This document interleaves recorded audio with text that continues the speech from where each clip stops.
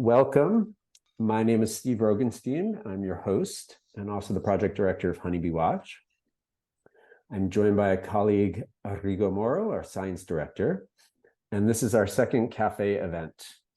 The mission with these Honey Bee Watch Cafés is to build a community centered around free-living honeybees. And it's an informal gathering with people from around the world. We have Israel, we have Germany, we have Russia and the UK. I'm in Italy right now, Ireland. I don't know where everyone else is from. And it's an opportunity for you to share your stories, either about research, personal experiences, observations about free-living bees. And it's to connect us closer to the bees as well and to nature.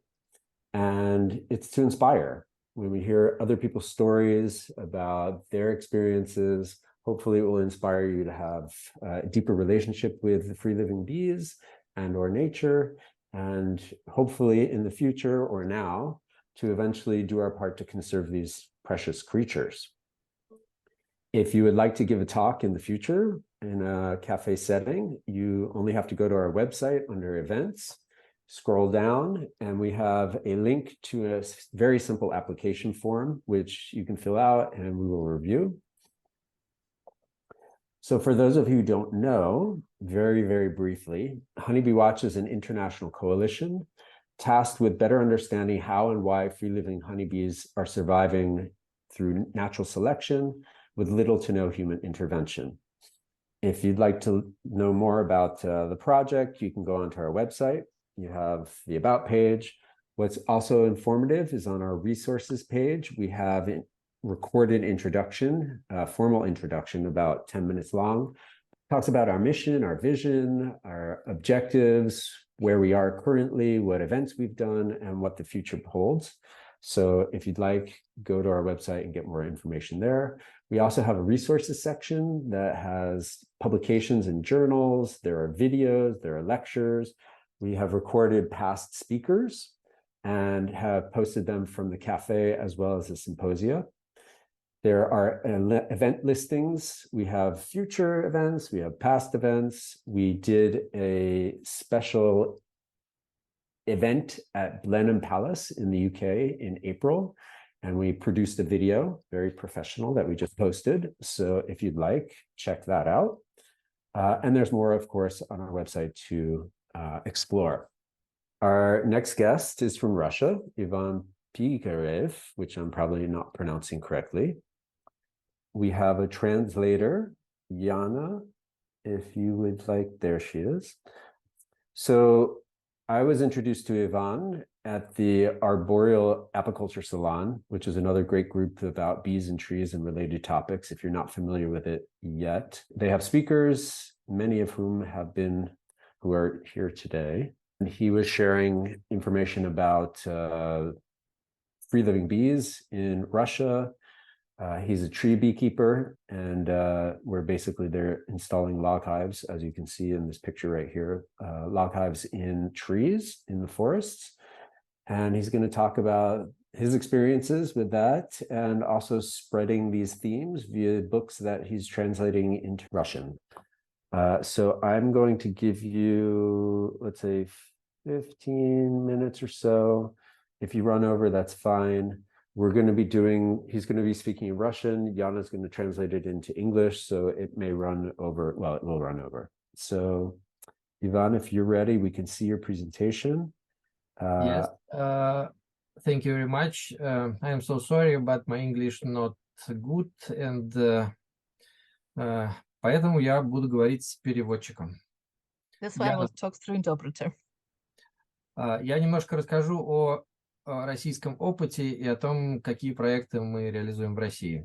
I will say a couple words about Russian experience and the project we do in Russia. Вообще исторически Россия, наверное, можно назвать самой пчеловодной страной в мире когда-то. Historically, Russia could be called the most beekeeping country. До нас сейчас доходят сведения о пчеловодстве в России там многие тысячи лет назад и о том, что пчел было очень много и меда было очень много. We have historical traces that even thousands of years ago, there was a lot of bees, a lot of beekeepers, and lots of honey in Russia. Вот даже есть такая вот в Германии есть такая вот панель «Охота и бортничество в новгородских лесах». И здесь вот можно видеть справа бортника и снизу медведя, который ему помогает. You can see here, this is a fresco on the wall in Germany by the year 1400. And you can see here a tree beekeeper and the bear who helps him. Как вы Here знаете, in в the right hand. России медведи помогают по хозяйству довольно часто. Yeah. As you know, in Russia, bears are kind of housekeeper helpers. Чтобы понять, насколько было развито бортничество в России, мы нашли топонимы по Москве и Московской области, которые были связаны с бортниками и бортничеством, и вот нанесли их на карту, их очень много, то есть она вся была покрыта бортевыми лесами. So here the marks of areas which belongs to ancient tree beekeepers in many centuries ago. We had a lot of historical traces about it. Потом, как и в других странах, у нас был изобретен рамочный улей Петром Ивановичем Прокоповичем в 1814 году, на 40 лет раньше, чем он был изобретен Лангстратом. And as well as same as in other countries, the hive with the movable frames was invented, and it's practically the same time as Lawrence Langstroth invented it. The Russian designer created it same even 30 years earlier than Langstroth. Но тогда уже пчеловоды, которые серьезно занимались этим делом, замечали, что и писали в своих трудах, что вот дикая пчела сильна, как медведь, который живет в лесах, в бортях, между тем, как живущая в улье ныне уже сделалась хилую. То есть это было понятно уже 200 лет назад, что вот пчелы на пасеках становятся слабее. So here you can see the screen from the ancient book of 200 years ago about beekeeping, and the quotation from this book is about that bees in forests, bees living in natural conditions are very strong, and the bees which are held in apiaries are much weaker. So people even 200 years ago could notice this difference. Вот тогда, когда-то 400 лет назад примерно в России по определенным сведениям было порядка 50 миллионов семей пчел в бортях и колодах. Approximately 400 years ago in Russia, there were more than 50 million colonies, bee colonies living in natural conditions and their log hives. То есть для сегодняшнего времени это колоссальная цифра. It's an incredible number for our everyday, for nowadays. И примерно как и во всех странах, в конце 19 века начались подкормки сахаром, и была завезена акклиматизированная итальянская пчела. And as everywhere in the end of 19th century, the sugar feeding started, and the Italian bee was introduced, southern Italian bee. Хорошо, историю пчеловодства можно посмотреть через историю картин русских художников. Вот эта картина 1875 года, и мы видим крестьянин, читающий книгу. Я не знаю, что он читает, но в этом году вышел «Таинственный остров» Жюль Верна. Может быть, он читает его. So here you can see even the paintings. A lot of paintings were about beekeeping, and here you can see the year where the painting was made, and you can see the person who is reading a book in an apiary. I don't know what he's reading, but maybe some fantastic which was published in this year. Вот потом 1899 год, и мы уже видим начало рамочных ульев, но колоды все еще присутствуют. Here you can see the year 1899. There's a lot of hives with frames, but still a lot of log hives. И потом с началом коллективизации и активной индустриализации было просто движение по уничтожению колодного пчеловодства. But then in the beginning of the 20th century, there was a great campaign against the log hives and towards frame hives.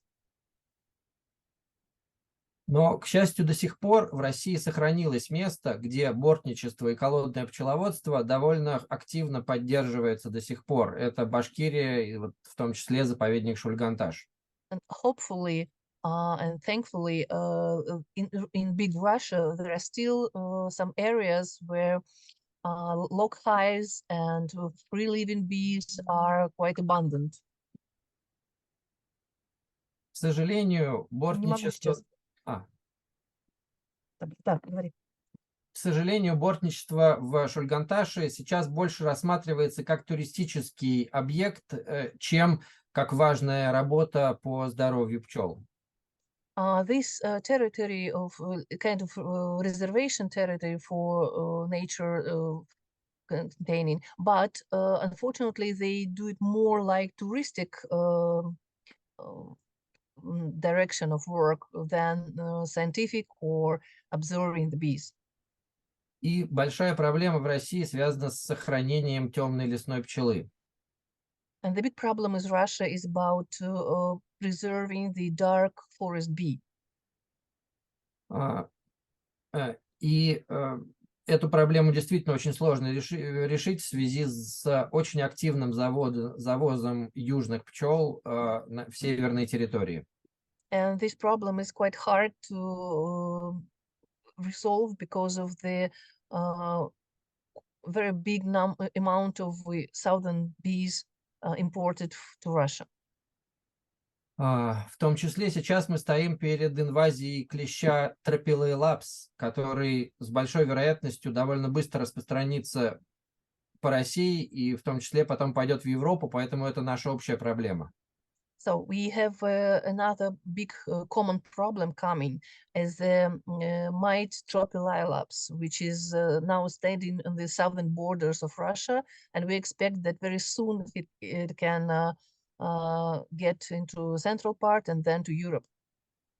И если у нас есть данные о том, что там медоносная пчела адаптируется к клещу воро в естественных условиях с помощью естественного отбора, то по Tropilaelapsу пока таких данных нет.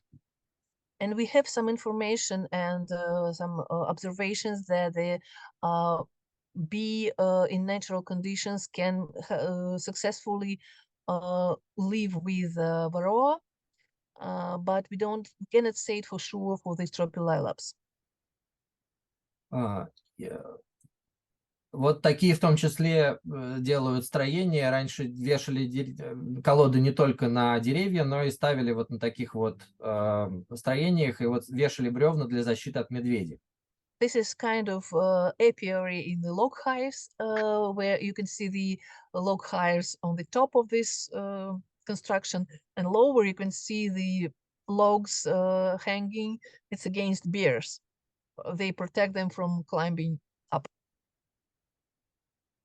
Но также в России еще осталось некоторое количество энтузиастов-пчеловодов, которые до сих пор производят мед в колодах и просто делают мед на продажу. And in Russia are still a lot of enthusiastic people who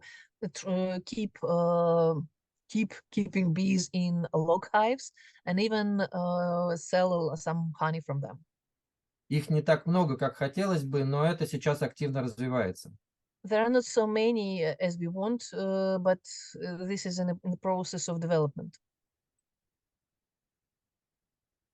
Вот разные виды колод можно встретить на пасеках, и, в общем, определенный успех они определенное количество меда они дают для того, чтобы его можно было продать и you can see the different types of log hives and vertical and inclined and all kinds of, and they're quite successful in terms of bees living well there and producing some even producing some honey for sale.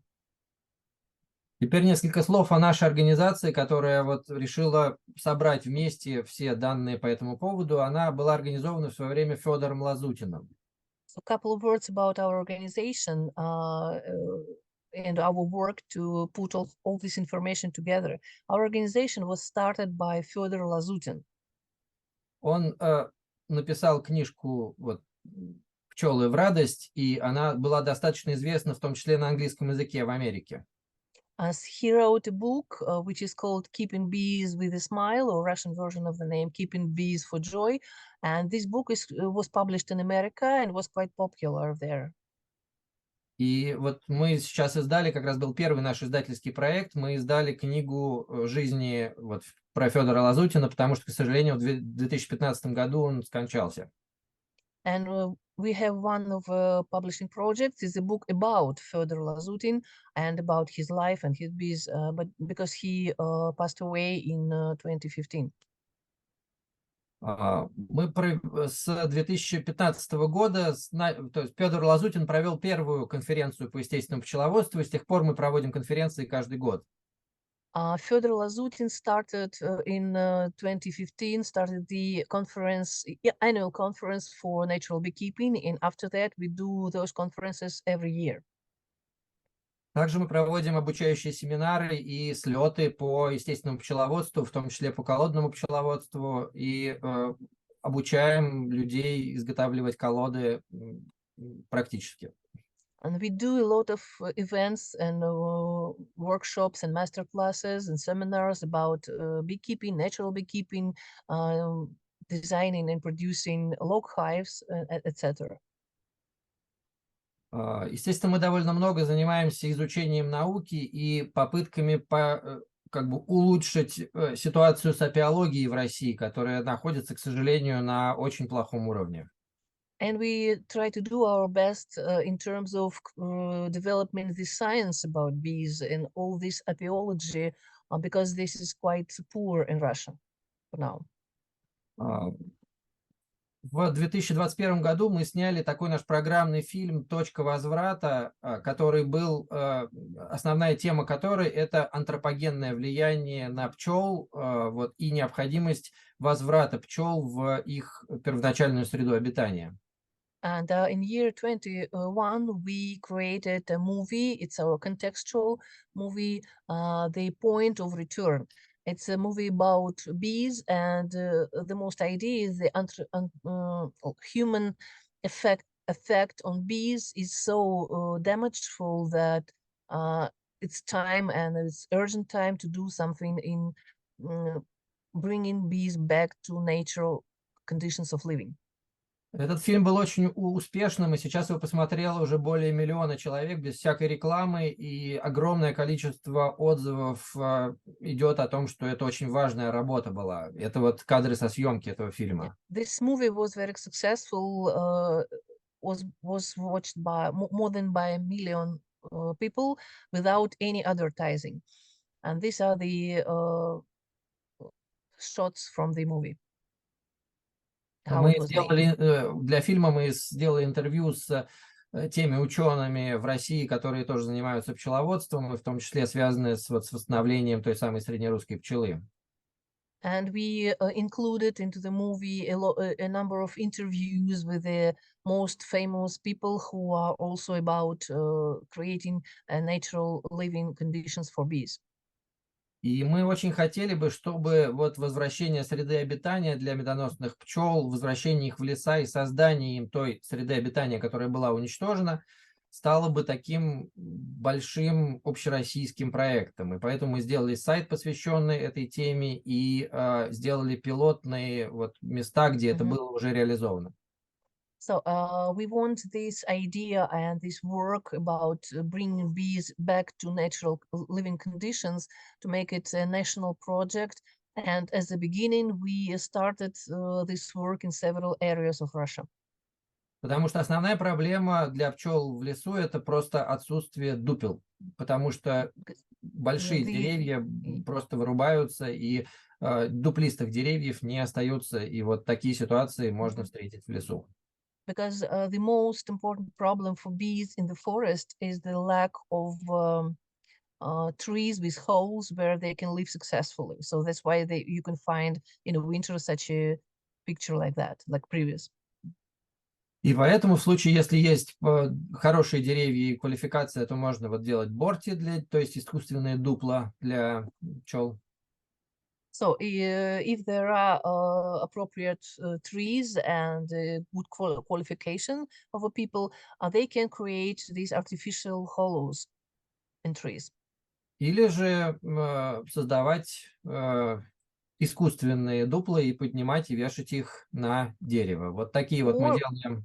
yeah, or we create this kind of log hives and we put them on the trees.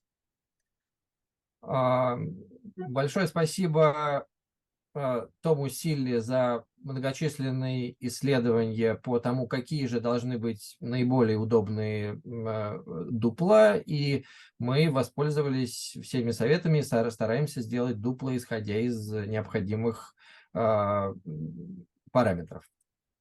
And we are very grateful to Tom Seeley for his researches about this, the best size of a bee nest. And we try to create our log hives with the correspondence of his recommendations.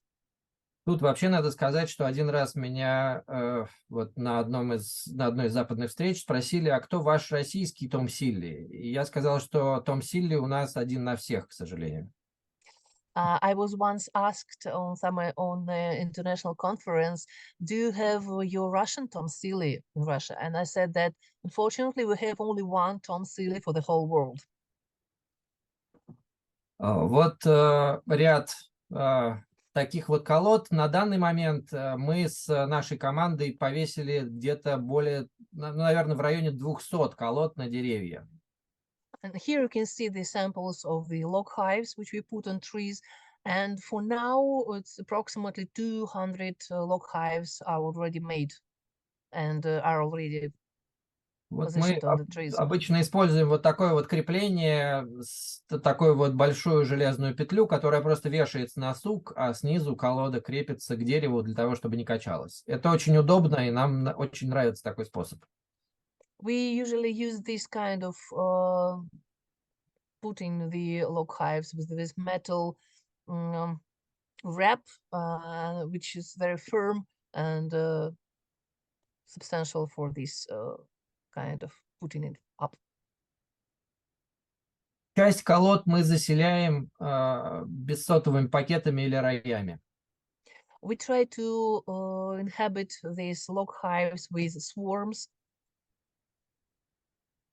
А часть заселяются сами. But some of them are inhabited by themselves.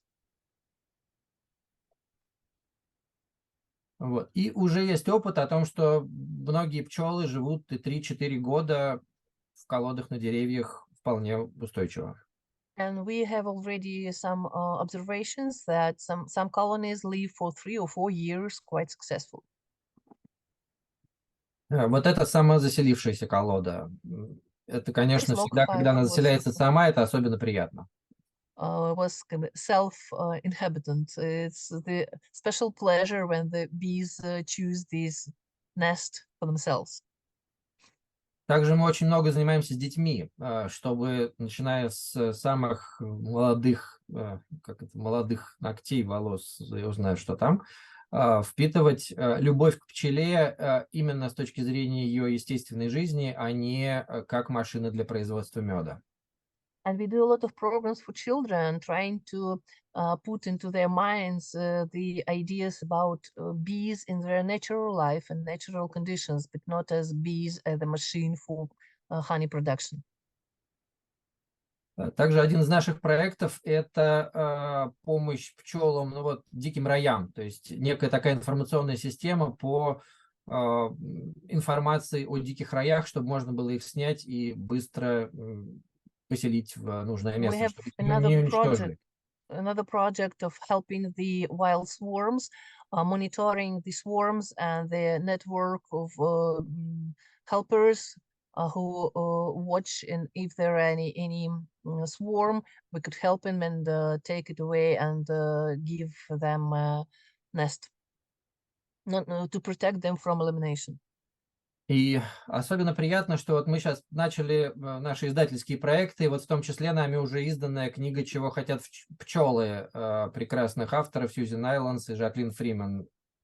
Last year ago, we did a publishing project. We translated and published a book from Susan Islands and Jacqueline Freeman. What bees want?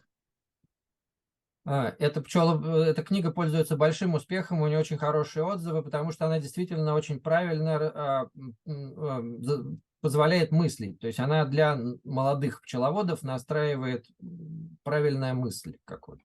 This book is very good for young and new beekeepers because it helps them to tune their minds in correct way. Ну и следующий проект, который мы сейчас запускаем, это большое спасибо Тому Силле за согласие. Мы надеемся, что мы издадим на русском языке книгу «Жизнь пчел». And our new coming project, and great thanks to Tom Silly for his kind permission to publish his book, The Leaves of Bees, in Russian. Вот это такой, все, что я хотел сказать, такой обзорный по нашей работе. Я готов ответить на ваши вопросы, если So они this есть. is a short review of our experience, and I'm willing to answer questions. Thank you very much, Ivan. Thank you, Yana, for translating so beautifully. Lots and lots of history in Russia, and we appreciate you sharing some of it.